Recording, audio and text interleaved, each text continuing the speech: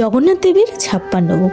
চৈতন্য চরিতামৃত মতে শ্রীকৃষ্ণকে অন্ন নিবেদন করলে হয়ে যায় ভোগ, আর সেই ভোগ শ্রীকৃষ্ণ গ্রহণ করলে হয়ে যায় প্রসাদ, আর সেই প্রসাদ ভগবানের পার্শ্বদেরা গ্রহণ করলে হয়ে যায় মহাপ্রসাদ। পুরাণ মতে ভগবান বিষ্ণুর 4 ধাম, দক্ষিণে অবস্থিত রামেশ্বর ধাম, সেখানে তিনি স্নান করেন, উত্তরে অবস্থিত বদ্রীনাথ ধাম ধ্যান করেন, পূর্বে অবস্থিত পুরীধামে আহার গ্রহণ করেন এবং পশ্চিমে অবস্থিত দ্বারকায় শয়ন করেন। যেহেতু ভগবান পুরীধামে নিত্য আহার করেন, তাই এই পুরীধামের ভোগের মাহাত্ম্য অসীম। এই পুরীধামে বা জগন্নাথ ধামে যে 56 ভোগের আয়োজন করা হয় তা স্বয়ং মা লক্ষ্মী রান্না করে।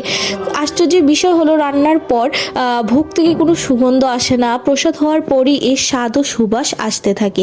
এই ভোগ রন্ধন প্রণালীতে 4 রকমের রন্ধন প্রণালী ব্যবহৃত হয়: ভীম পাক, নল পাক, গৌরী পাক ও সৌরী পাক। এই ভোগ রান্নার পর মূল মন্দিরে অর্থাৎ জগন্নাথ, সুভদ্রা, বলরামকে নিবেদন করার পর শ্রীমন্দিরে অর্থাৎ দেবী দুর্গাকে নিবেদন করা হয়। জয় জগন্নাথ।